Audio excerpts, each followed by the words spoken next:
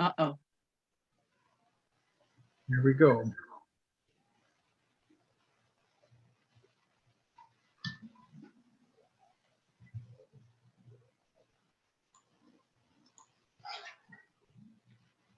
All right, it says we're streaming, so I always have to go.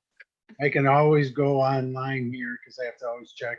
Hi, everybody. Welcome as I check to make sure we're live and see Lisa and I in the.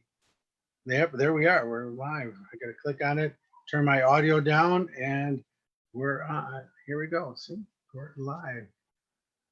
Oh my goodness! We've got to wait here a couple minutes because once everybody gets into the chat room. So, like I always say, we're loading the people to watch, and everybody needs to be loaded to watch this show. Does this count toward my 15 minutes of fame? Yeah, it does. It does. Damn it! It's only 1 minute, but it's still good. All right, we're getting people in. They're coming. Hi, folks, and welcome to Scotty Talks About this week. And I got one of my dearest friends that I love, Lisa Krick on today. That was actually sounded like Trump, didn't it? Love. It's bigly. It's the bigliest show you've ever watched tonight. So welcome, Lisa Krick. How are you? I'm great. How are you doing, Scotty? I'm freaking awesome. Yeah, you are. Because, super nice. But hey, if you all notice right here, Lisa and I have the same shirts on today. Not planned. Not planned. All of a sudden we show up in the studio and boom, boom, boom. Same shirt. So, well, welcome. Yeah, I was off last week, so thanks for everybody for the messages you sent to my mom. She thought it was crazy because her phone was like blowing up. She goes, "Why did you tell everyone I was 80?" I said, "Well, because that's a big milestone. That's like the big birthday, you know." I saw that I was gone for a couple of them. We were at like Mid-South and other events before, you know, like Keith Age did, and so I missed a few. I could see it because I saw the post on her birthday from outside in Kentucky or Louisville, wherever I was. So sorry, Mom. We're all good. So welcome, Lisa, this week. Lisa, why don't you give everybody a little bit about you? Okay. I have been a paranormal investigator for about 15 years now. I first started out in Chicago with Dale Kazmarek and the Ghost Research Society, and he was a great mentor. Learned a lot about investigation from him. In his group, you do scientific. So it's all about writing reports, and it's all about doing the research, and it's all about trying to debunk everything. And then that's why I'm out. I can't do it. And then after you do it for a while, you know, you become, I don't want to say sensitive, but sensitive to it. You can walk in and go, this house is haunted. So I started adding sort of the sensitive side of things with the scientific side of things. And I think it's a good mix. I'm now with a group called the American Spectral Society, and we've been together probably, I don't know, 5-7 years. And there's a core group of us, 4 of us that do almost everything together. There's more of us in the group than that, but we do things together. And I have to say, Mike Lewis, I've said your name, so there. Now he's got to make you famous. Now he's got to make me famous. So Mike, here's the thing. It's not my show. That means you got to make me famous too. That's right. Only fair. Only fair. Mike Lewis. Yeah. So, and that's about it. I've met a lot of really great people in this field, and it's branched out into film, and have met some people in film. Scotty, I've been in how many with you now? 2, 3, 2, 3. Yeah. 3. Yeah. So, yeah, I mean, that's all I got. That's awesome. Well, I want to start, and first of all, I want to say hi, Diana. Nice to see you again. Hi. She came to the event we were at a few weeks ago, like 2 weeks ago. So welcome. Thanks for coming to the show tonight. And what's funny is that Greg, who I haven't seen in the room yet, he'll pop in here in a second. But Greg works with Dale's team yet. Oh, He's that's also a right. part. He's I part knew of his Shadow name Hunt. was familiar. Yeah, Greg Okay. Cost. Yep. Yeah, yeah, he still works with Dale. He still does that, and Okay. so that's kind of funny. I think that's where the SC's method comes from, which we'll talk about when Greg gets into the room here. But yeah, let's talk about movies because we're in some good movies together. I should have had my like my. It's right over there. I can't reach it. Ah! Not like Tepperman, who has got all his movies like everywhere. Right. But Lisa was in Nightblade. It was the Anchor Woman. I know that was great. That was fun. Yep. Talked about the Chalupa Cabra. and then also in Hell's Bells. Yep. Where she played a lesbian. Yep. Lesbian backup singer. Yes. That's good because I only play a strip club DJ. That's me. We have great titles, don't we? Yeah. I'm White Lightning. White Lightning. I saw somewhere in a chat room somewhere, just today or yesterday, I saw somebody had the name White Lightning. I went, that's my name. It's copyrighted. Mine's on IMDb. Yours is not. So I win, you lose. I need to do whitelightning.com or something like that. That'd be awesome. Yeah. Just have this bolt come down every time you come in. And it was funny about in Hell's Bells here. By the way, it's a Lost Bastards production. Jim O'Rear and Scott Tepperman, who both been on the show, which I got to get Jim on just by himself on the show here. So he did Match Game with us, Paranormal Match Game here. So that was kind of fun. That was really one of the weird nights. But they do the movie, and we were at a convention together in Toledo. And they said to me, they go, we really want you to be in the movie, but we don't want you to bring to Florida for just 2 seconds or, a cameo. And I said, well, that's all right. They said, how about we film it here? I said, sure. They go, but you can't tell anybody. I said, okay. They said, we wanted a complete secret. But here go Tepperman and O'Rear. I said, you told me I'd be in IMDb, and I'm not in there yet. So put my name in. White Lightning shows up in the movie. So there might have to be a campaign for them to add me as a credited extra. They honestly don't have you on IMDb for that? No. Bastards. The Lost Bastards. No. Right? I'll get you lost bastards. Hi, Amy. Hi, Amy. Hi, Devin. So get more people in the chat room saying hi. But yeah, they haven't yet. So maybe you'll have to kind of sneak that in somewhere. But it was funny for the people who saw the movie for the first time and nobody knew because I didn't say a word and they didn't say a word. And all of a sudden I show up in there in the cameo again. So it was kind of funny. It was. I screamed your name right out in the movie theater. Scotty! Yeah. You know what I'm going to do? Their next movie, if they want me to be the production assistant, I'll say, not until you put White Lightning on IMDb. There you go. And then in the next movie, they got to have a spot for White Lightning somewhere. But I'm campaigning for him to do a White Lightning, have his own show. I mean, his own show. Even though he's a strip club DJ, his side job is he works for the CIA. And then he has to go fight crime internationally in cars and stuff and do car chases. Jim, this is gold. Gold I'm talking about. It sounds very Austin Powers. It does, doesn't it? I was thinking more along the lines of what was that guy? Not MacGyver. What was the guy that lived in the trailers? Rockford Files. Oh, James Gardner. Yeah, I'm talking old time, and most people in the room, like Amy, don't know what I'm talking about because Amy's so young, she doesn't know the old movie references I talk. They're all babies. Yes, I know. All right, so let's talk about some ghost hunting. Ghost hunting. Okay, let's do it. When did you first start ghost hunting? About 15 years ago. I never did it before Dale's group. I had watched, like everybody else, I watched the shows and I was into it because I'd been having experiences since I was a toddler. And I've always been intrigued by it. And when I moved to Chicago, I said, okay, let's find a group. And because I didn't have any friends in Chicago, nothing to do. So I said, let's do it and see what it's like. And so that was the beginning of the love story that continues. Right. Yeah. Chicago's a great place. I mean, I Yeah. investigated a Chicago theater there. That's great. Yeah. Yeah. The Oriental Theater I investigated. Is it still called the Oriental? Is that politically correct? I don't know. Not correct. But I've investigated there, and that was a pretty cool place. Very opulent. Oh yeah, very awesome theater. Yeah.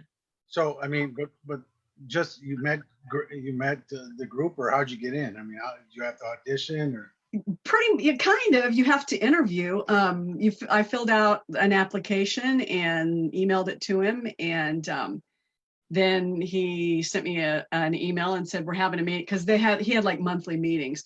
So he said, we're having a meeting, and if you'd like to do this, come on in and let me interview you. And so I went in and sat down and talked with him, and that was that. That was that. Yeah, I remember when we said before the show, don't look at the chat room if they're bad. I just got yelled at from Amy for calling her out about that she didn't know what Rockford Files was. Hey, at least it was you that got I did, not you. So I got in trouble. So it's all me. Good job, Amy. Dale was awesome. I really like Dale a lot. I mean, I've done a lot of shows with him. We've been to a lot of events. We do a lot of Ursula's events in Chicago together. Yep. I like Dale, and I know, like I said, Greg is part of it too. Greg, show up. You know, Greg just had surgery, so. Oh my gosh. Yeah, kidney stone crap. Ouch. You know, terrible stuff. Oh. Terrible stuff. Oh. But I want to talk about your abilities, because I've told you before that you're more spiritually inclined than what you think you're spiritually inclined. Yes, I doubt myself. Yeah, a ton. A ton. And so I can go down the list in the chat room of how many people I said that to before too. But I want you to tell the coolest story that you just told me off the air, because it just proves my point that you are what you are. About the cemetery? Yes, you got to tell it. Okay. So the other day I was driving by the cemetery where I normally take my walks, and as I was driving by, there was a body that was about to be lowered into its final resting place in the grave. And without thinking, I did what I normally do with pets. If I see like a dog or a cat or a possum or whatever on the side of the road, I just say, go with God. I don't know why I say it. I just do. I feel better sending the little animal on with a little blessing. I don't know why. So I did that without thinking, driving by, seeing the casket, and I said, go with God. And I hear this voice in my head that says, I'm not ready. And I just kind of went, I can't help you. I'm going to go home. Don't follow me. See, that was my point to you. You should have gone and talked to him. You should have gone, drove in and went, okay, I'll help you. Yeah, and they probably would have put me in that grave with them. They just crazy lady. Just standing right by the side. I'm always like 10 grades over, so I'm pretending I'm talking to Mr. and Mrs. Straylow right here, and really I'm really talking to him, because I look like I'm right in front of their grave, and I'm just like, it's true. So you talked about it because with Dale it's very regimented, but then you said that you learned more. So what was that growth? What did that growth look like? I mean, because I know for a fact you've always had the spiritual side too.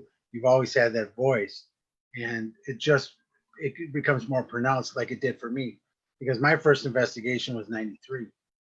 And so as time progressed, I then found out that I was really hearing the ghosts, Yeah. Or I was just thinking maybe, but then all of a sudden it really came to me. So what was your progression? How did that work? Well, I'm one of those goofy people that have always believed. So I'm the one that'll go, if they hear a noise, will go, oh, it's a ghost. So Dale taught me, it's not always a ghost. It could be the house settling. It could be this. Listen to the noise or whatever it is and try to debunk it first.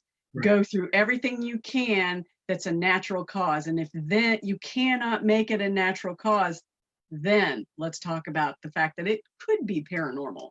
So that sort of helped me set myself back and go, wait a minute, don't go all batshit crazy thinking that everything is a ghost, because not everything is a ghost.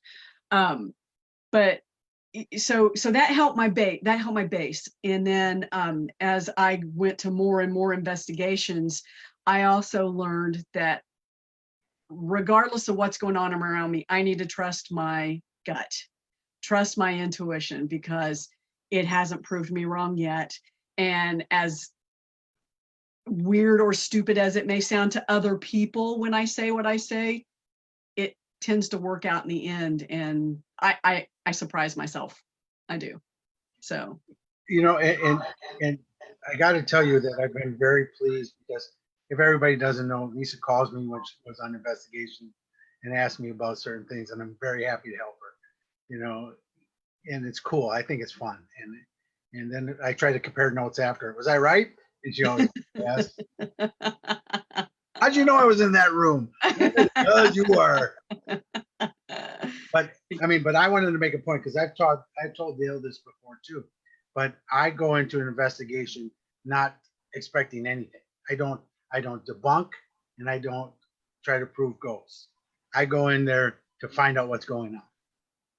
So I go in with an open mind. I don't want people to debunk, because then you're set your mindset for not finding anything. And then just like you said about not everything's a ghost, not everything is a ghost. So if you go into a place, you go, okay, I'm going in to find out what's really happening here. And if there are ghosts here, who they are, and what the spirits are, you know? So, I mean, that's where the difference lies, because I think too many people put too much emphasis on doing something instead of just allowing yourself to understand what's in the house. Because most of the time that we work with clients, they want to know not just that there's a ghost in the house, because they already know that. right. They want to know who it is and how they can work with it. So that's where you need to work with, you know, and trying to find out from the spirit. Yeah. By the way, your intuition is spirit anyway, but I'm just going to tell you.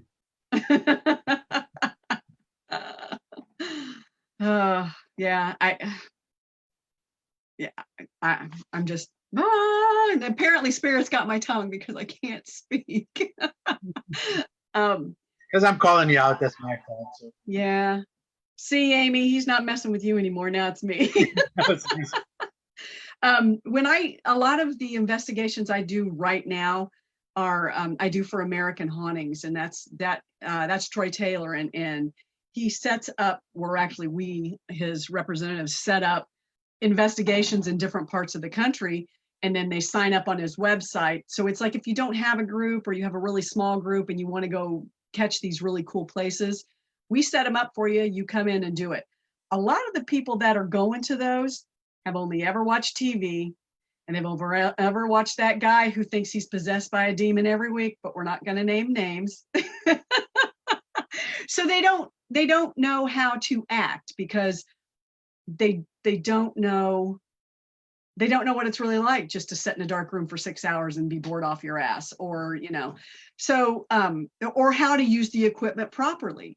So when I take them in there, I'll give them the history of the location, and then I'll let them go, but I'll tell them, if you need me or if you want me to, I'm here to help you, show you whatever you need.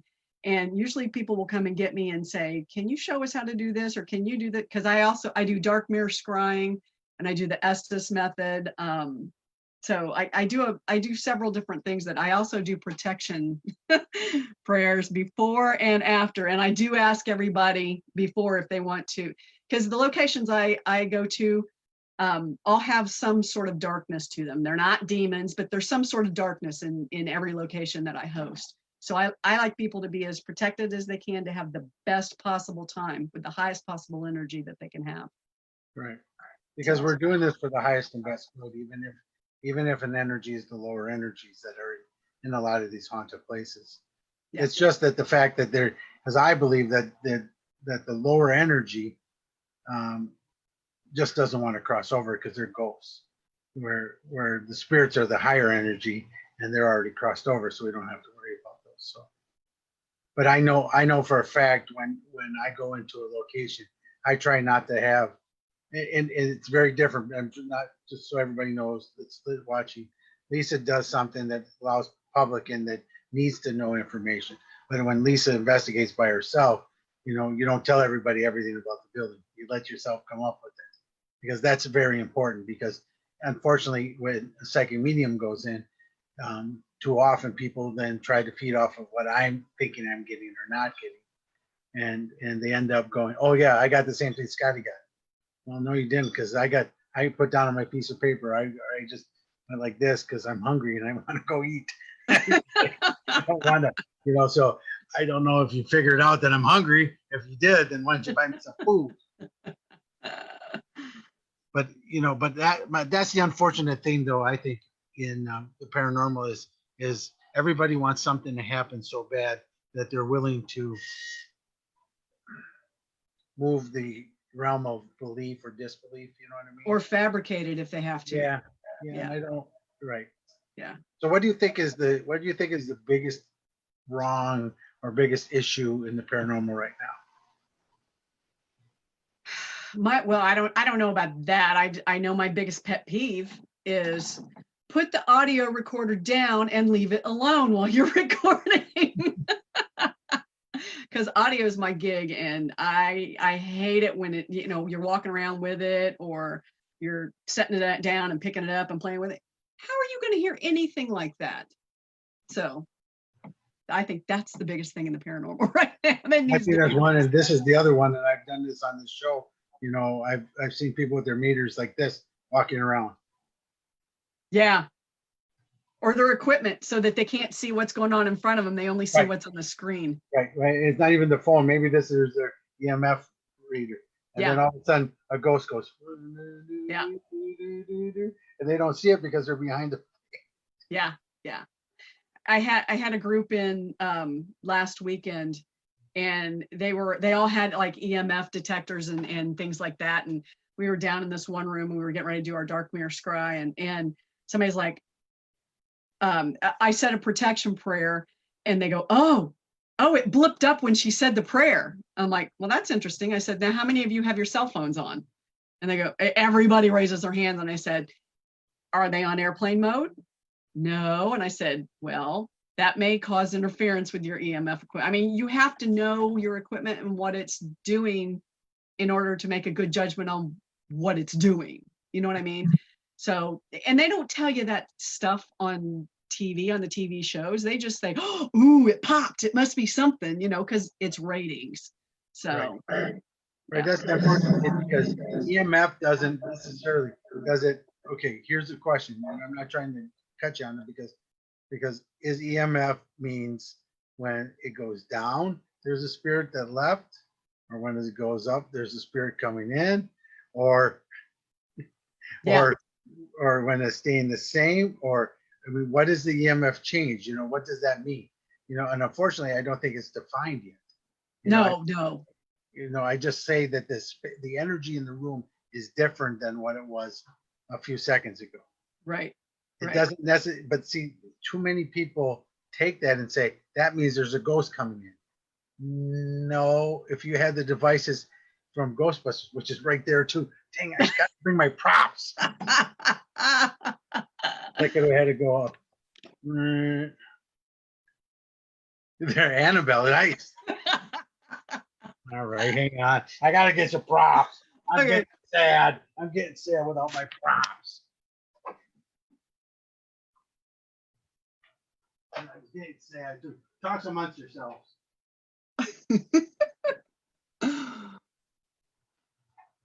All right. By the way, this is the movie, and you can see Lisa on the front as the lesbian, right there. See her? In the flannel shirt. That's you, right there. All right. So most people don't carry these on paranormal investigations, but I do. My trap, my Ghostbusters trap. Oh, that's Scooby Doo. Hey, we got our toys now. It's a lunchbox. That's too cool. So yeah, like when I'm using equipment, and I've started to really shy away from equipment these days. I just want to take like my audio recorder and me. you know. So, I but think so. I think that's the best thing. yeah, I mean, I normally even forget the flashlight. But if you're going to use equipment and like you have the EMF detector and it spikes up, if you've got another piece of equipment that happens to do its spiky thing at the same time, or your body reacts at the same time, or you get audio at the same time, then you may have something.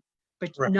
never trust just one piece of equipment, because the EMF wasn't designed for that. It was designed for electrical work. I mean, we're just flying by the seats of our pants. Nobody knows anything.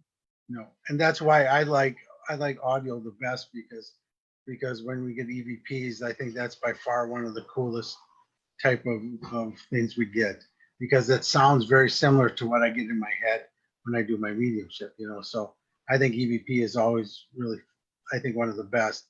And like I said, on Children of the Grave 2, we had one of the best pieces of video evidence I've ever seen, was when the sound man had his boom up like this, and there was a thing around him. We thought it was the sound man's heat signature on the FLIR camera, and then all of a sudden it moved across the screen. Nice. And that was with Keith Age and the Booth brothers, and Yeah. And Keith still to today won't claim it's a ghost, but at least say he's pretty damn cool. So, but those are so far and few between. You know what I mean? But EVPs seem to be the one that would catch the most.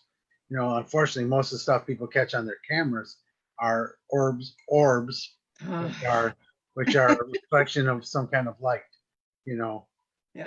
We did have one at a wedding I was at about a week ago, or last Friday, that I stood up in, and was actually an orb we saw in the room, and he caught it on camera. So that in itself is a lot different. Exactly. If you can see it and you catch it, that's really cool. Yeah. And because none of the cameras had their, I think it was a phone camera, but it didn't have the light on, so it can't get a reflection like that. Yeah. So it was pretty cool. I thought it was really kind of neat. I lost a room. So where we go? Gotta get her back so I can see what everyone's saying. Hi, everybody. Oh, by the way, so since we made fun of Amy tonight, my mug tonight is by Amy's mom. So let's give her a round of applause for Amy's mom. She made me this wonderful mug that I'm drinking my thing. And on the back, it says, "I see dead people." So thank you, Amy and Amy's mom, for making me this wonderful mug. See, that's why I'm in movies, because I can plug crap. That's why I need to be on TV more. I could do a lot of plugging. What the heck was this? So I do my thing. Here's the first thing I'm going back to. There he is. To get the Shadowhunters page up, and all of a sudden this shows up instead, me as White Lightning. That's because Big Brother's listening and they popped it up there for you. Yeah, it is right. Thank you, Google Overlord, who I love so much, and that is the greatest person in the whole wide world. Thank you so much for allowing me to survive and be here. And you're the best. I'm the worst. You gotta just say that so it's not bad. All right, so we both have, and you're gonna get me back in someday. We both have investigated the same place, and I want to talk about that. Sure. So what do you call it? I call it Fox Hollow Farms. Fox Hollow Farms. You call it that too? Yeah. Yep. I don't know if that was the name when we investigated, because it was. Was it too? Mm-hmm. Yeah, it's been the name since the first owner had it, since it was built. So yeah, it's always been that. All right. Okay. Yeah, because I was one of the first mediums to ever be invited to the place. So it was an incredibly creepy day. Yeah. And to me, Fox Hollow Farm is haunted, yes, but it's not one of the scariest places for me. I have no, I have no worries, no qualms in that place whatsoever. However, and you know this because I talked to you about it, but Herb actually came into one of my dreams once, which was interesting and Sorry. creepy. Yeah.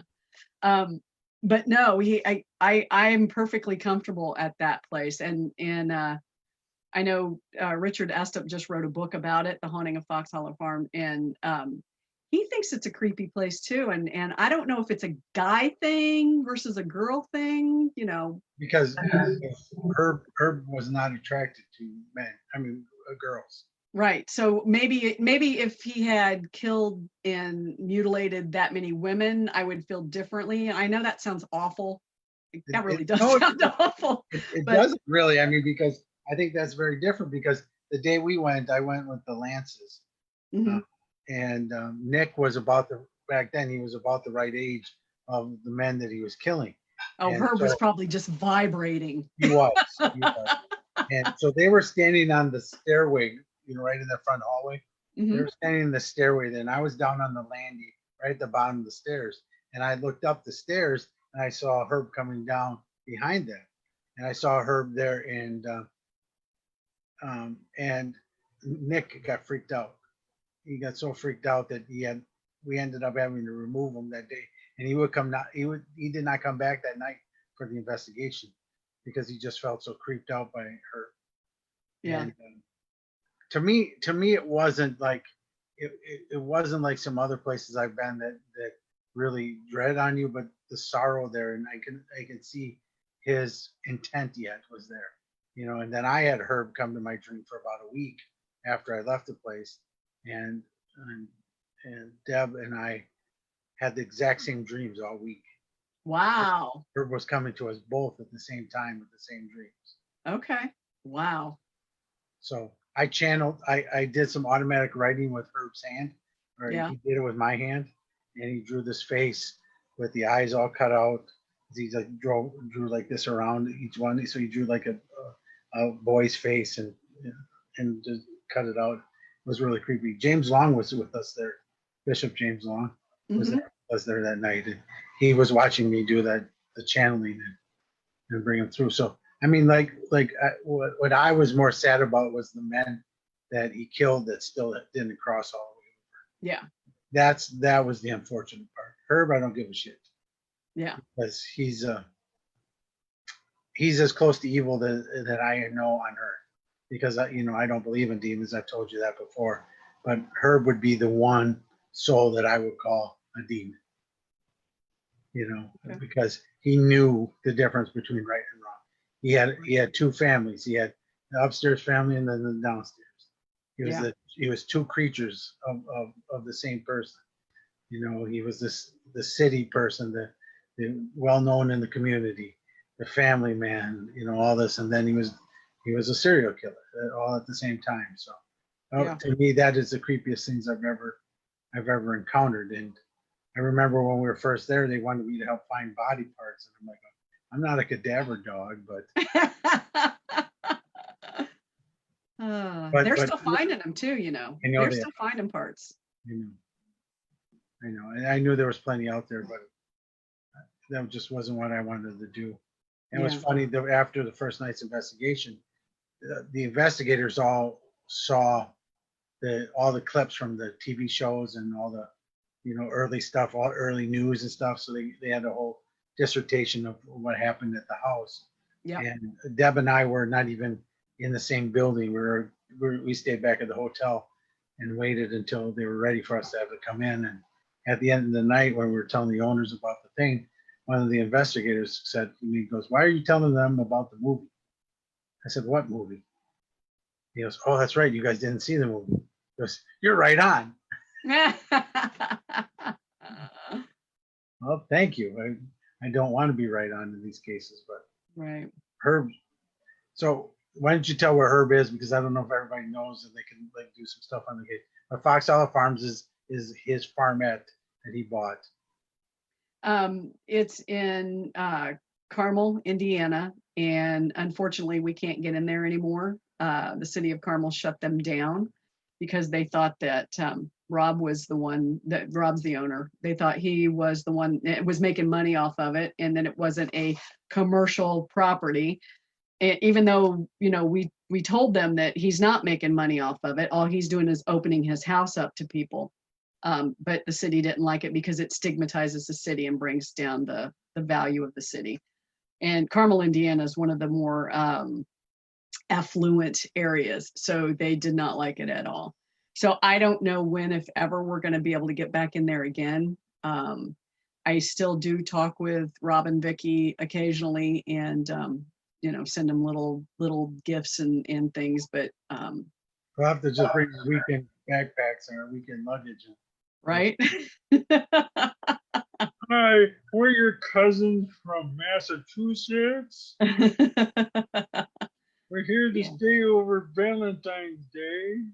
I mean, we would get 50 people at a time in that house, which sounds like a lot of people, but nobody ever walked over each other. There was never, it was done very respectfully. I mean, people were surprised when they would go because they live in the house, and everybody thinks that they're going to abandoned buildings. And when they walk in, they're like, "You live here? You still live?" Yeah, so yeah, it's a one of a kind place. It really is.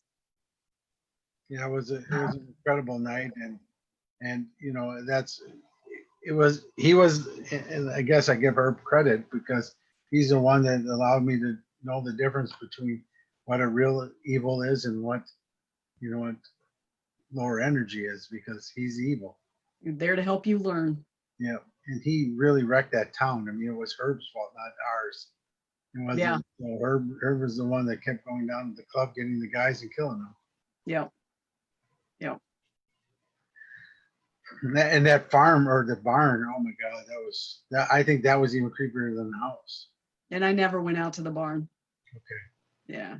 No, I did the burn pile and back in the woods, and yeah, the first time I was there, I was in Vicky's bathroom, and because nobody ever investigated Vicky's bathroom, and I said, "Man, let's just go over here." So I went in and sat down with this other lady, and I had my back up against the wall, and she's like leaning up against the toilet, and I looked around her and I said, "Is there a cat in here with us?" She's like, "No." And I go, "You didn't just see a cat in here?" And she goes, "No." And I went, "Okay, I'm probably just seeing things then." And then I went out, did something else, and then I went outside from the basement. It's a walkout of the patio doors. Right. So I went out to the backyard to catch a breath. And as I was standing out there for a few minutes, I felt a cat do a figure 8 between my legs. And I looked down, and it's a white cat, and it takes 3 steps and disappears. And I'm like, okay, I must be really tired. So I asked Vicky about it later. I'm like, "Do you have a white?" Because she does have cats. She has like 8 cats. And but they're never out when the investigating's going on. They're all put away. Right. That makes them sound like dolls. They're all put away. But I asked her if she had a white cat, and she said, "No, why?" And I told her what I had seen both times. And she goes, "That's interesting." She goes, "I've seen that cat too, but no, I don't have one." And I went, okay. So it's not just the ghosts of dead, murdered men. It's kitties and a lot of things. Yeah, there's enough energy there. That's really crazy. Yeah. So where'd you just investigated? Oh, I think Greg's here. Hi, Greg. Greg. Say hi, Greg. I've been to a couple of really cool places in the past couple of weeks. Oh, there's the dog. Molly Ann. Shh. Okay. Last week I was at Randolph County Infirmary, where I go a lot, and that place was off the charts active. It's never been that active for me, but it's active every time, but it's never been this active. I'm sitting there and I'm studying my little real estate text, and the door that goes back to the men's side, it was locked and latched, and the door handle turned, and you hear the latch go, and the door opened a few inches, and I thought, wow, they're really done with the tour early. So I turned to look, and there's nobody there, and it opens like 3 inches, and then it closes like that. It doesn't latch, but it closes, and that lets me. And I went, okay, well, maybe it was the wind or something that from another room where they closed the door and it took it. So shh, Molly, shh. So I'm like, maybe that was it. And then I hear the buzzer, which they'll do, which means that they're all downstairs in the basement at the opposite end of the building, and they're in the men's like cafeteria area. And I went, well, nobody was up here then. So that was really cool. And then I heard a door slam really loudly, like right above me. Nobody was around for that one. Nobody heard a door slam. And I mean, it was loud enough that it should have broken the glass in the door. Right. And what else happened? Well, the light upstairs turned off. And then a few minutes later it turned on, and I went, that's creepy, but that could be, it's an old building. It's like, see, here I am doing it. It's electric, could be electricity. So I'm trying to debunk it. Are you going to hit me? Bap! Yes, I'm about to. Did you feel it from the back of your head? And then something happened right before we were leaving, and I can't remember what it was. But it was another like big, creepy thing. I don't know. So that was. Where was the one that you were the week that you called me or texted me? That I think I was at Bel Air House in Bel Air, Ohio. That was a couple of weeks ago. Yeah. This place is got pretty big darkness in it. It was a family home. This guy was a coal miner, and he like owned the coal companies. But he was a good, because you think, oh, coal miner magnates usually are not nice guys, but this guy would like work alongside with his workers and would do anything for his people. He owned the house, and he left it to his grandson and granddaughter. And when his granddaughter died in it, and she was of an age, she wasn't young when she died, but so when she died, the grandson decided that he was going to do seances to try to make contact, and supposedly opened up all these portals. So and then it's brought in all this energy. The family to me sounds lovely, and I don't know why they would be doing anything that would be the dark hauntings. So we go in, and I had probably 12 people there, and I said, here's what we're doing. If you do Facebook Live, if you take pictures and post them on Facebook, please wear your mask. Please have no more than 4 people to a room so we can social distance. And if we do that, and anything is on Facebook, the government will see that and let her stay open, because these places can go under if they don't have the revenue. So Kristen Lee is the owner, and She's an amazing person. She was very cool. But she got run out of the house, and so she decided to open it up for research. And so I was able to get our group in there, and I called you and said, where should I go? And I talked to Richard Estep and Wes Coleman, who had been there in February, and they said the same location you did, because they'd had activity there. So where you guys, I know, right? So where you guys actually said was Edwin's room, and he's the grandson that started all this seance stuff. So I've never been to the place, so that's what's even cooler. Yeah. So I was in his room, and I was doing a remote Estes session, and we actually made contact with him. We stopped for a minute, and Renee went to go to the bathroom and come back in, and she like runs back, and she's like very even keel, and she like trots back into the bedroom. And I said, what's wrong? And she's like, I came out of the bathroom, and as soon as I did, it's like somebody was right up on top of me and followed me until I hit the threshold, and then they were gone. And I said, okay. And so then we went downstairs, and we sat in the living room, and we did more Estes with my group. I had 2 people in Chicago and 1 in Northern Indiana. And so we did that and came to the conclusion that the granddaughter may have been murdered. We went into the dining room after that. And when we went into the dining room, another group went upstairs to the attic. And they ran an EVP session and were asking about the granddaughter's murder. So while we're running stuff in the dining room, they're running stuff upstairs. And on our session, one of our guys got my name called, and it was like this, Lisa. And I'm glad I didn't hear it because I would have crapped my pants because I was under as well. But while we were doing our session, we heard upstairs a scream, and then like it sounded like the whole ceiling was going to fall in. And I'm like, what the hell just happened? And then all these people run downstairs until there are like 15 people in the dining room, which is exactly what I told them not to do. So they're all standing in there and talking at once. And I'm like, one person at a time. So they told me this one girl holds up her arm and it's like bruises. And I went, oh my God, did you get grabbed? And she goes, no, I fell down. And I go, are you okay? And she goes, yeah, I was running down the stairs. And I go, dumbass. So she goes, there was a girl that was standing almost in a corner in the attic, right over Edwin's room. And she had a laser grid and she had it pointing behind her. And what everybody else in the room saw and she didn't was a shadow figure cut out that light. And they all freaked out and trampled down the stairs. And so they're all talking about, I said, well, that's really cool. And I said, but, you know, why did you all run down the stairs? Well, because it started taking steps toward us. Okay. So they said, well, where should we go next? And they go, well, let's go to the basement, because in the basement I had seen, even before anybody was there, a shadow figure play hide and seek with me in the basement.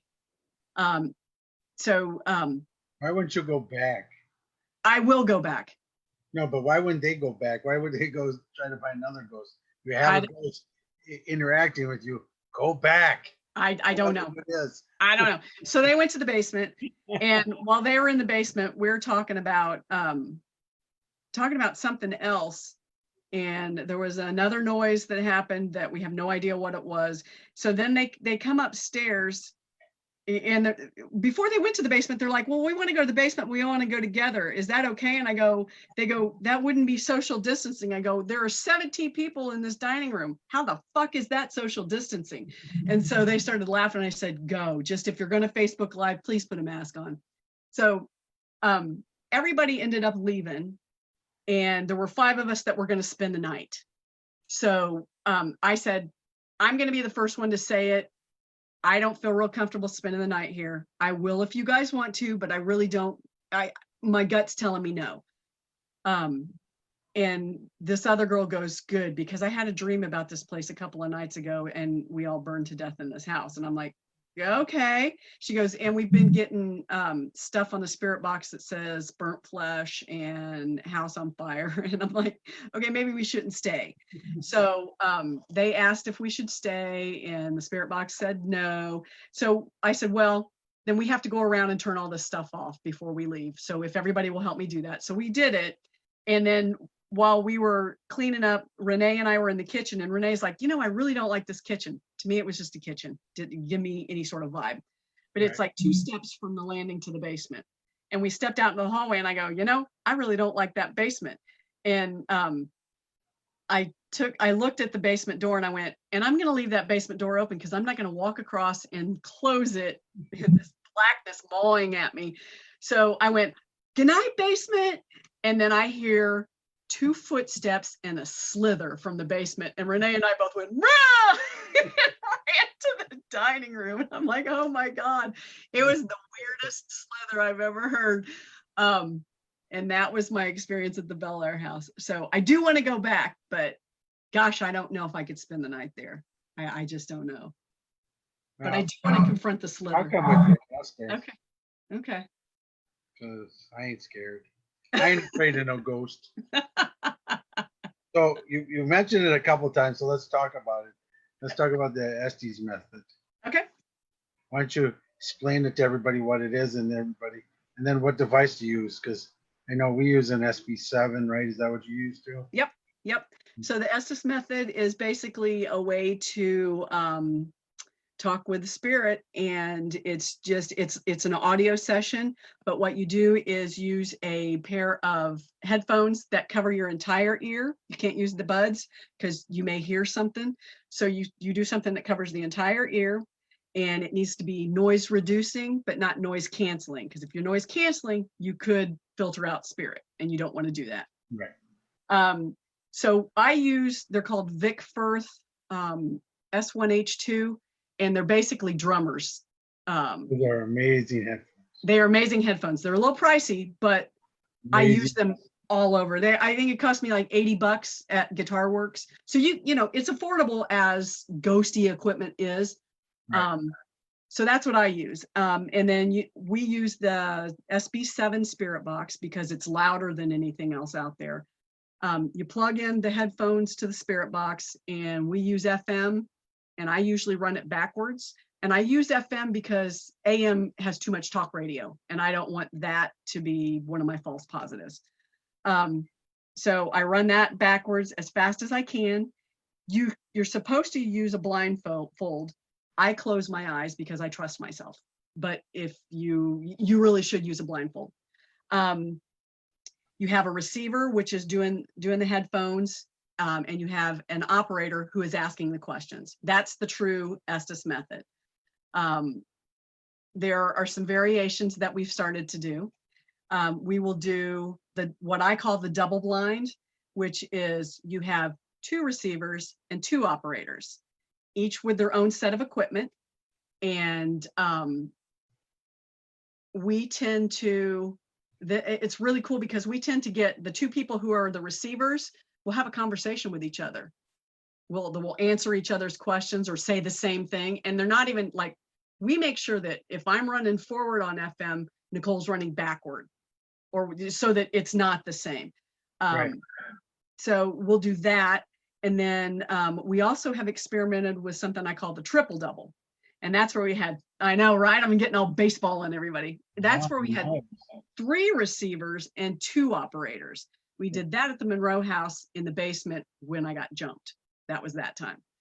Wow. So, and we had it was really good that night as well. And we have now started doing remote Estes. And I don't know if anybody else was doing it, probably, but I haven't heard anybody talking about it. So what we do is when I'm at haunted location and my team can't come with me, I've got Nicole and Al in Chicago, and I've got Jim in Northern Indiana, and I'm at the haunted location with somebody backing me up, and I'm a receiver, and I've got my person behind me, and then somebody in Chicago is the receiver, and they've got their person. And what we do is Facebook Messenger Live so that we can all see and hear each other. And then in Chicago, because of the techies, Al and Nicole will hook it up, the Facebook Live up to their big screen TV and videotape it. And then we all have audio tapes, audio recorders running. So we get as much as we can. And you wouldn't think it would work, but it does. And if you're out there and you want to try the Estes method, the first couple of times you do it, it may not work for you, but keep trying it. Because like anything else, the more you do it, the easier it gets, the more that'll come through. You'll be more relaxed, and spirit will be able to talk through you. And I really love it. And I'm really digging the remote. It's worked really, really well for us in 3 different locations now. That's cool. By the way, Devin said she'd join us for the evening. Who said that? Devin from the chat room. She said she'd join us. She's one of my students. She's Cool. a cool psychic medium, and she lives in Ohio and Columbus. And that's cool. 'Cause I like to use, when I'm at Randolph County and I'm doing dark mirror scrying, I'll always ask somebody, is there anybody that's sensitive or psychic that's in our group? And somebody will go, well, I get feelings. And I go, I want you to sit beside me, because for some reason, that energy, I can feed off that energy and see what I need to see through the mirror. So So yes, Devin, come with us. I will suck you dry with your energy. We were in Peoria. We were in Peoria with shadow hunters, and we were at that hospital. I forget the name of it. Oh, is it the Barton? No, it's the Pollock House. Oh, yeah. Pollock. Yeah, hospital. And we were there and we did Estes method. But I was there at the same time doing my impersonation of Scott Grunwald because I went and almost became naked. I was investigating in my underwear. Oh, no. Somebody told me. And then so Becca from our group said, yeah, I bet you wouldn't do it.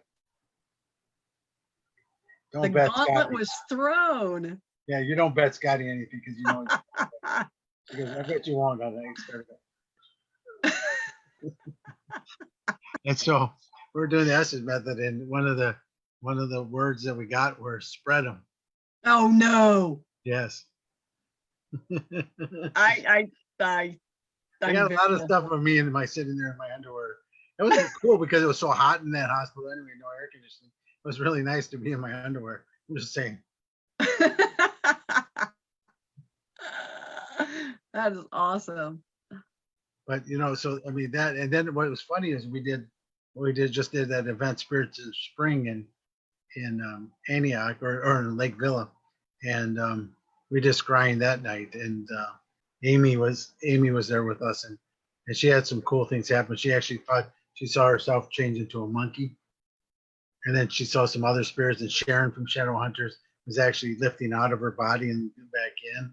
So scrying's really cool. Scrying is, yeah, we will, I don't ever see my own face change, but when there's somebody with me that's got abilities, I'll see them change and they'll see me change. Or it'll get really, really dark. And then, scrying is very cool.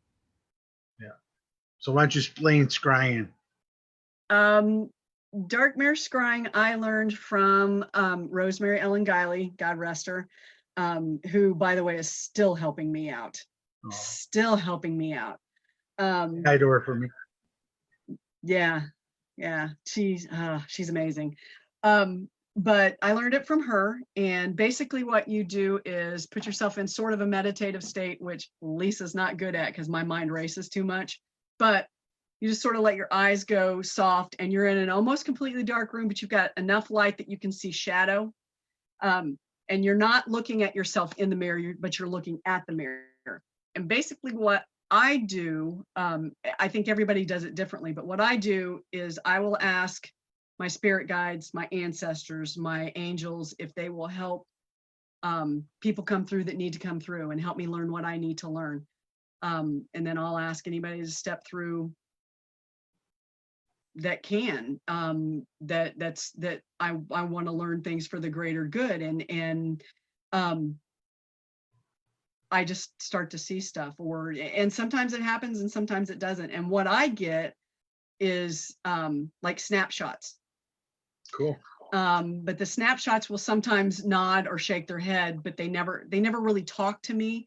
But it's like a snapshot. One time at Randolph County, I got this lady come through that was an older lady. She was probably in her 70s, and it was she was in black and white, and she had this big bun, and she looked like this little Italian grandma. And she had this like flower print dress, house coat on from the 1940s. She was standing in front of this house. And I said, this is what I see. And this girl behind, and I didn't know anybody. And this girl behind me goes, oh, that's my Nana. And I'm like, okay. And she goes, is my mom there? And Nana shook her head. And I said, your mom's there, but your Nana says it's not time for you to talk to her yet.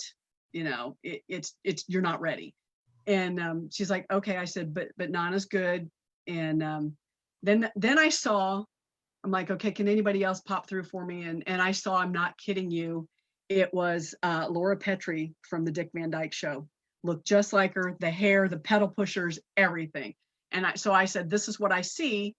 And she is in color. Do what? You get Mary Tyler Moore to come through. That's right. So I said, this is what I see. And this other girl goes, I think that's my mom. And I said, okay.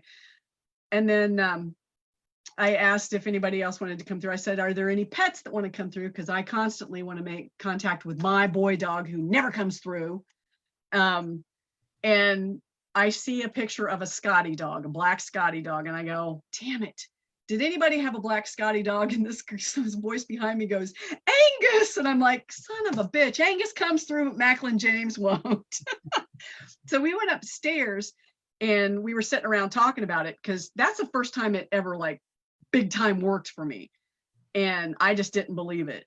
And these people pulled out pictures that looked just exactly like what I saw. And I'm like, I saw the pictures in their freaking Facebook or their wallet. So I can't explain that one except that, wow, spirit worked. That was to me, that was amazing. So that was probably the turning point where Lisa started to believe more in herself and yeah. But we did it. We did it we were at a theater, so they had makeup tables. So we had 8 of the people in my group all sat at the makeup tables, and we all did it at the same time. And we had one lady sit down, like within the first couple of seconds, she goes, "Oh, hell no, I'm done." She goes, "My eyes changed black." And I was like, "I'm done." So she sat and watched everybody else do it. But Amy said, Amy's in the chat room. She said it was really cool. And it was. And even Nick, the founder of Shadowhunters, he saw a face behind him, in the other people's mirrors shining at him, looking at him. Yeah. So, I mean, the amount of stuff the spirit is able to do when you scry, and you can do it with any mirror. You can do it with anything. It's just got to be dark enough where you can see, you still see, but you can't.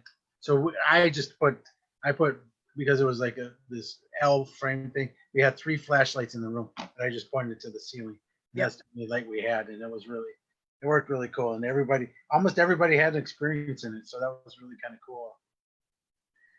Especially for big groups and paranormal groups and events like that, I mean, and that's the reason I use those is when I do the shows or the events or that type of stuff. I like doing it by myself, mostly, because when I do it, I don't use a lot of tools. But like I will use dowsing rods when we're at an event. I'll do mass scryings, or the other thing that I'll do is I'll do channeling. I'll let the spirits come through me and talk to the group because it's easier for me. That scares me.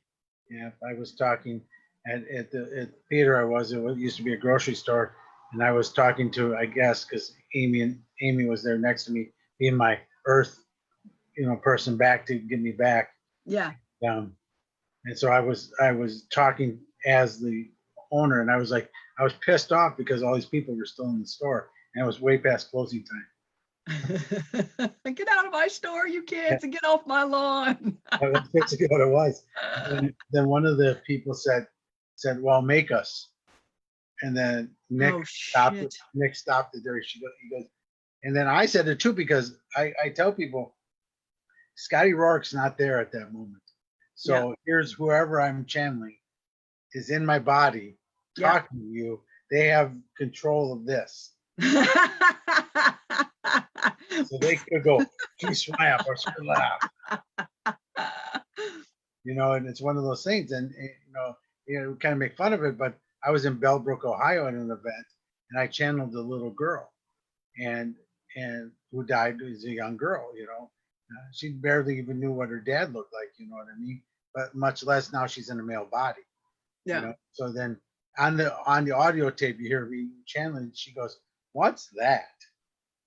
And everybody in the room just started busting out laughing. She was pointing right at the groin. "What's that?" Oh my God, that's awesome. It wasn't even, "Oh, that's a penis," or anything. "What's that?" And it was really cool in that one because she was just going, they would ask her questions. She's like, where's your school? She goes, "That way." And she goes, "And that way, and that way, and that." And sure shit, everywhere she pointed, it was exactly where her schools or everything was. Her That's home, awesome. everything was exactly that way. And like I said, I'm not there, so I don't know what they're saying. Yeah. And I've never been in the town, so I couldn't have told you where she was that way in. I love it. But that's fun. But that's more for bigger events. I mean, I do it, sometimes when we have to channel, try to help a spirit leave. Yeah. Is because they need to see that sense, that understanding. But a lot of but investigating for a team of people is very different than investigating for one team. Yeah. You Yeah. know what I mean? Because when we go out with Shadow Hunters, or I would go out with Tim Miley, you know, and when we go out with Fox City's Paranormal Team, it's very different because we're there to help more. And here we're just trying to encounter the spirits for them because they're not really going to do anything with that spirit anyway. Right. Right. So in some ways, even though we tried to tell them it's not the same, but in some ways we're making it the same as TV because it's still for entertainment. Does that make sense? It does. It does. You know, we do it a little bit better because we're trying to inform and teach at the same time, not just make it entertainment. But a lot of it is for entertainment, you know. Right. Seeing the guy channel a spirit, it's kind of entertainment. Pretty highly entertaining, especially for channeling my spirits. But you know what I mean? Yeah. So Anybody have any questions? Amy put in, it's so unbelievably amazing to watch. Scotty's definitely not himself at all when he's gone. Yeah, I'm not. And that's the thing I even informed Amy, because I used to have Andy that used to come with me on events, and she knew how to bring me back without touching me. The first time I said to Amy, I said, "Don't touch me," because I said I don't know if I'm swinging because I'm still not in yet. Right. As Scotty, I'm not swinging, but as whoever I'm channeling, I might be swinging. Right. You know, I mean, because I almost dropped. We were at Old Baraboo Inn here in Wisconsin, up in Baraboo, Wisconsin, and Andy and the owner BC were with me, and we're channeling this little spirit of a boy who was abused and he was deformed and he was had a very hard time. And I even missed all the problems with him the first time I ever encountered with him, because I came across a very negative spirit, but it was a very depressed spirit. So he was just trying to be different than what he was in real life, so he wouldn't get messed with. And then I came back and did it. So I channeled him in the fact because we wanted him to cross over, and he didn't have anybody on the other side. He hated his mom because his mom made him do this. He never knew who his dad was, so he didn't know who his grandparents were. Who was he going to cross over? Who would he have believed on the other side? Well, my spirit guide Steve said, "Why don't I teach him the love that you and I have for each other, and then maybe I can get him to come with me." And Aw, said, Steve. "Yeah, isn't he great?" So I said, "Okay, I'll go, and then you two work together." And when I left, all of a sudden he left. He left earlier than the normal transition, and my body went, and Andy had to like grab me and hold me up because she was like, "Holy shit!" She was doing everything. Andy's a very small girl, and she was like trying to hold me up, and they were both trying to hold me because I was deadlift. You know, it was my 210 pounds of deadlift. You know, because there's no spirit there to hold his body up. Oh, and man. I came back and she goes, "Oh my God, don't do that again." I said, "I don't have control." But we ended up getting that spirit to go, and we're still trying to figure out. We wanted it to be on TV somewhere because we had experiences. There was 3 floors of investigators. No, 3 floors. So there's the upstairs, the bar level, and then the basement where we were. All had, if you look at their timestamps, everything happened exactly the same time when he crossed over, crossed all 3 floors. So cool. Yeah, everything 3 floors happened all at the same time. EVPs. There was a voice upstairs, or one said was, I think it was on a box. You hear Steve talking to them because he says, "I'm Steve," and they got it, so they write the printout so you can see out all, you know, they write it out. I don't know what box does that, but you can get it to print it all out so you can see exactly what the words are. And then he says, "Oh yeah, he's a cupcake," pointing to me, "I'm a cupcake." And then he goes, "Oh crap, he needs me, gotta go." And he goes, and that's when all the stuff happened right after that. Steve just jumped in. "Oh, I gotta go."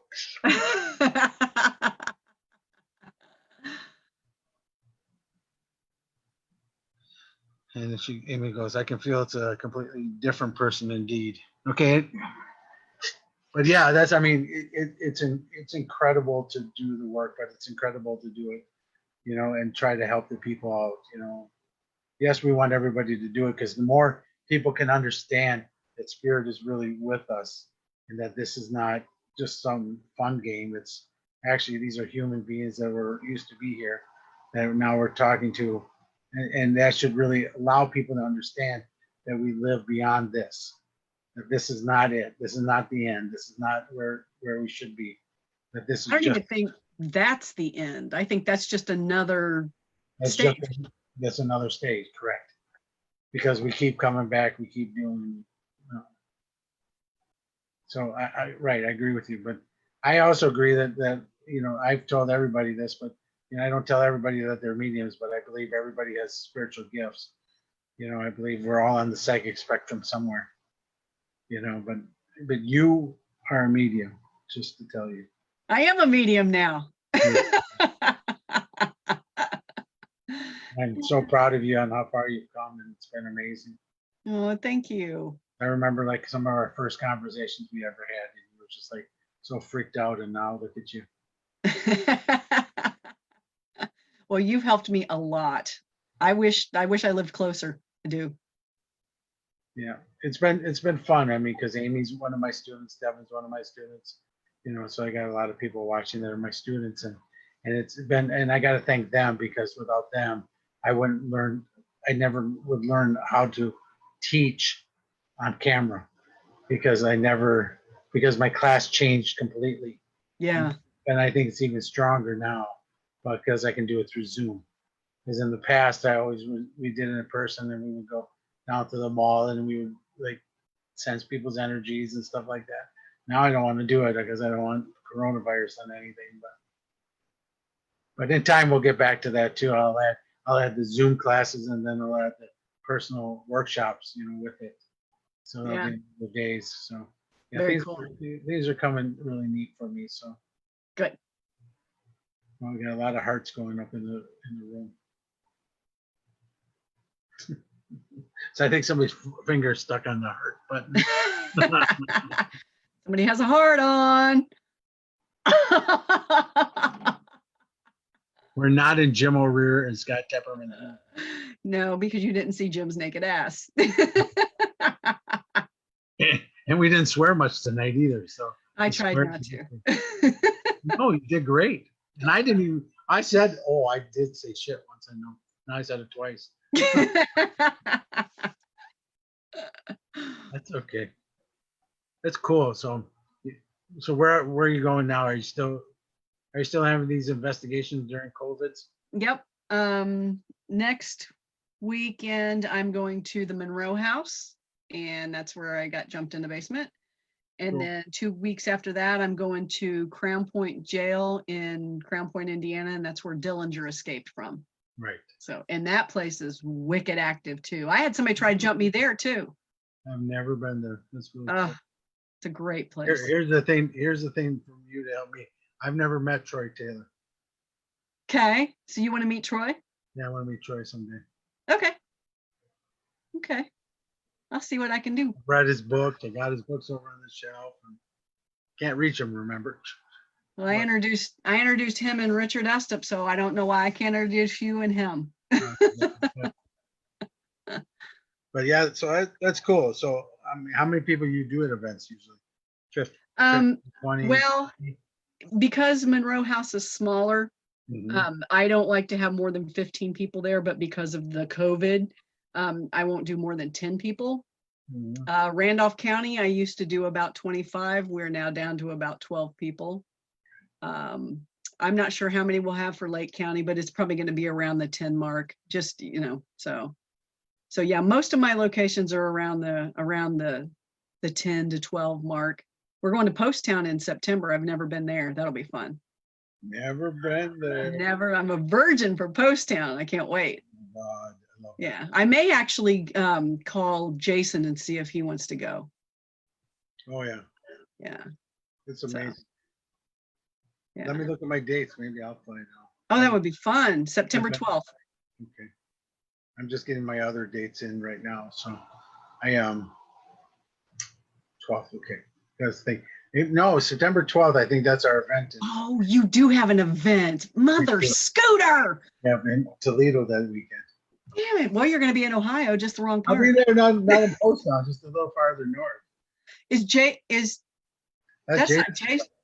That's Jason's event. It moved Mother. in September. Well, so much for those guys hanging out with me at Post Town. Postown's amazing. So I just want you to make sure that you meet the lunch lady. Okay.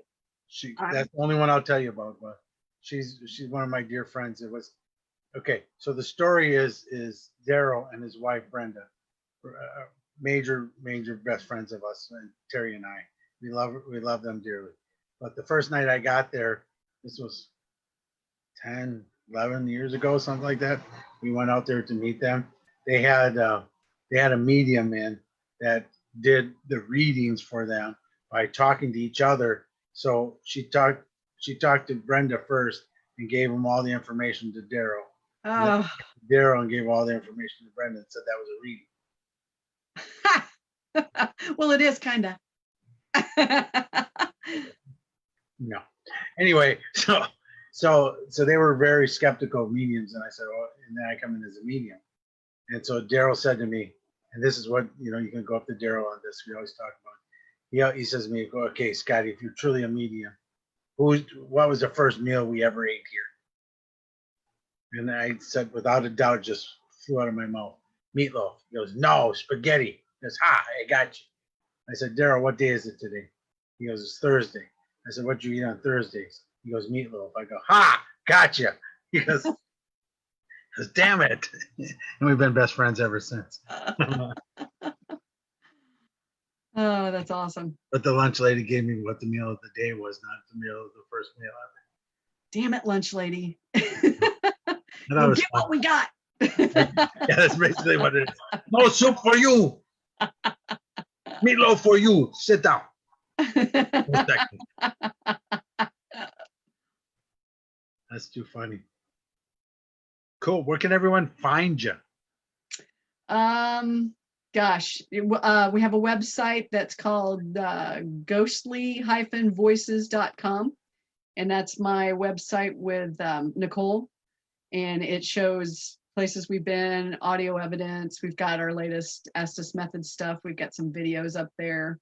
We got bloopers and debunking and all kinds of fun stuff like that. Fun stuff. All right. Well, awesome. Yeah. Well, of course, I'm on Facebook business page at Scotty Rourke Psychic Medium. My classes are on there, or readings are on there. You can book me there. I'm also on Facebook at Scotty Rourke. I'm at ScottyRourke.com, ScottRourke.com, SpookyScotty.com, Instagram Scotty Rourke. What else? I'm all over the place. Just find me. I'm all over. So, what else? We got anything else before we get out of here? Something we didn't talk about? I don't think so. No, the dog was pretty good tonight, except for the one time great. The squeak toys. You probably saw her ghosting in and out because she's a white that's what they asked in the chat room at one time. They go, "Is there an animal in the room?" Yep, that's little Kamali, and Kamali means spirit guide in Native American. So Kamali did great. Yay! And now she's sleeping. Now you can keep talking. I don't care anymore. Right. Well, thank you so much for coming on tonight. Thank everybody for watching again. Next week I have psychic medium Mark Anthony on with us. So he's a psychic. Actually, he's a lawyer too. So psychic medium lawyer. Yikes. So Mark and I were at an event that I got cursed, and we'll talk about it next week too. But everything positive in my life has come because of the curse. I got in Children of the Grave too because of the curse.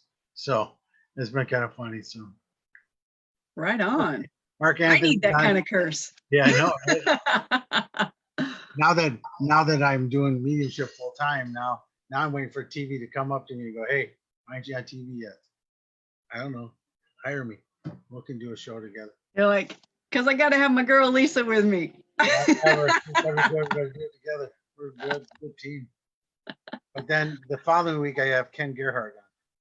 So nice. So very fun. So next couple of weeks. Thank Lisa for this week. It was amazing, fun night. Thank you everyone who watched, and then thank you for all you that are going to watch now on the replay. So we like that too. We'll see guys, everybody next week. Once again, it's Scotty Talks About, and now he's going to talk about goodbye. Thanks. Bye, guys.